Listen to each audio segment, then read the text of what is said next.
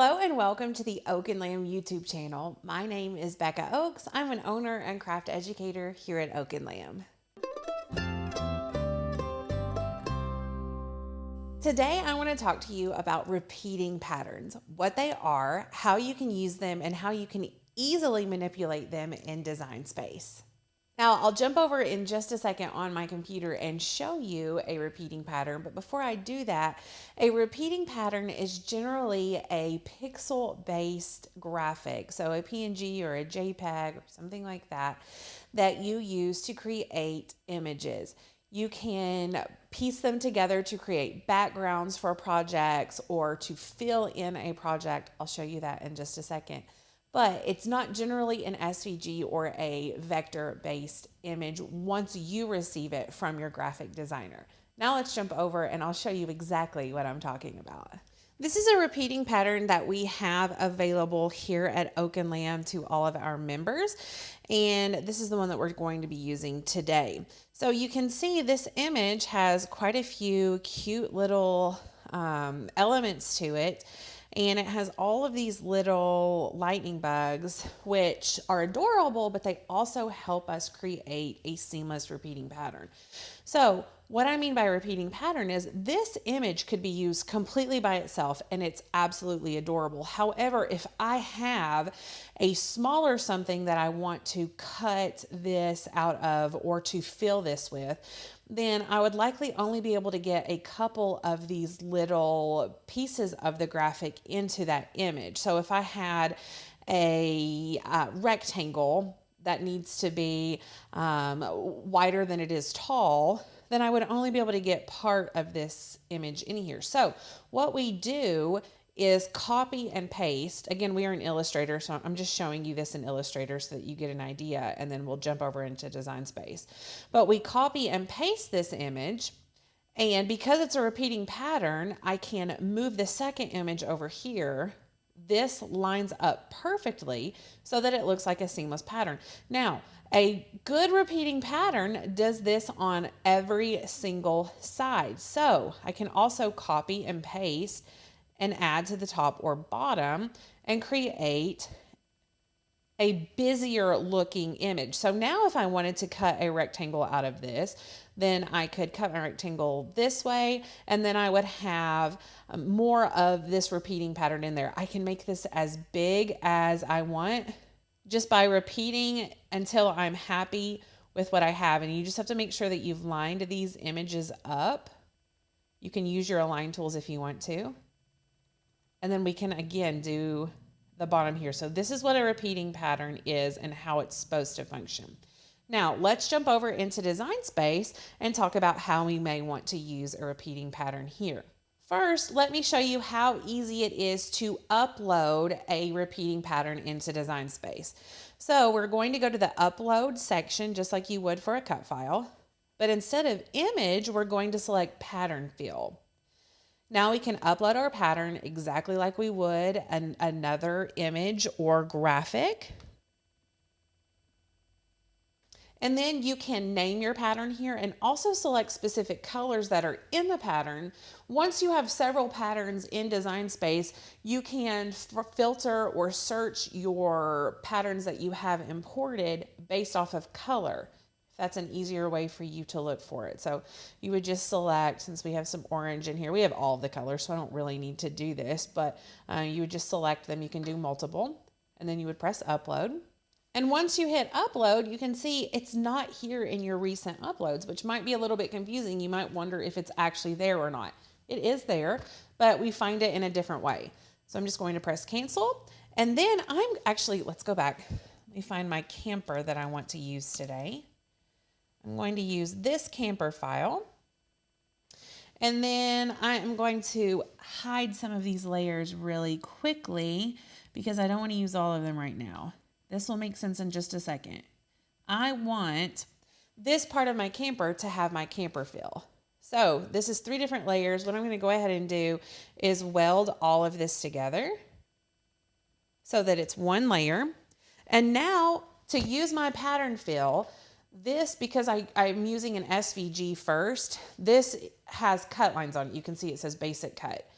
I want to come up to operations where it's selected as a basic cut, and I want to press the down arrow button. Then I'm going to select print and cut. Now when I do that, I can select this box right here where my color is. And instead of selecting color under print type, I'll select pattern. Now all of the repeating patterns that are default in Design Space are here, and the ones that I have uploaded are also here. So I'm going to select this camper pattern fill that I've already selected, and it automatically fills it. Now, the cool thing about Design Space and a repeating pattern is that it automatically repeats for you to fill up the space that you have selected. The thing that a lot of people don't know is they think that this is just it. This is my only option. And so if you happen to have a part of your repeating pattern that's visible on here and it's not your favorite, then maybe you just have to live with it. But that's not the truth. You can manipulate your repeating pattern here in Design Space by coming back up to this box, and we're going to press Edit Pattern. Now when we press Edit Pattern, we can scale this repeating pattern to either be larger, so if we wanted a larger portion of this, and then say we want this camper over here, or maybe the hammock, we can manipulate what part of the image is shown here just by moving it horizontally or vertically, and then we can also rotate the image if we want to. However, generally with a repeating pattern, what I want to do mostly is to decrease the size so that I can see more of the pattern. So 9 times out of 10, that's what I'm going to do to edit this. And I'm going to do that just by moving this little slider here. However, I can make it super, super small or even bigger like this, whatever I want to do. And then I'm just going to click off, and it will make it smaller. Now, one thing I don't love about this, and I don't know if it's a glitch and they'll fix it, but you can see when I'm editing a little bit, the preview that's right here is not necessarily the preview that's going to, or the end result here. So see right here, I have an orange camper. It should be about right here. Let's click off and see if that orange camper is actually there or not. So see, the preview isn't exact, but you can manipulate a little bit there. I'm hoping this is something that Design Space and Cricut, excuse me, fixes a little bit. But so you do have those options there. So I've chosen to manipulate it even a little bit more to get more of that image on there. I think it looks really cute. And then I can just unhide all of these things that I've already hidden. And then I could grab every single layer here and flatten it so that I can make a print and cut image. So I went ahead and printed this out just on cardstock so that you could get an idea of how a finished product with a repeating pattern might look. It's really cute, isn't it? If you're interested in print and cut and aren't really sure what it is, check out our video on print and cut with your Cricut, and also our video on 7 ways to improve your print and cut projects. They're both great resources for those of you who maybe are just getting started or need a refresher for print and cut. Some other projects that you can make with repeating patterns would be like a garden flag. I really like to use repeating patterns as the background image. Say for instance, this is a garden flag. We could do the whole background a repeating pattern and then put a really cute image on top of that.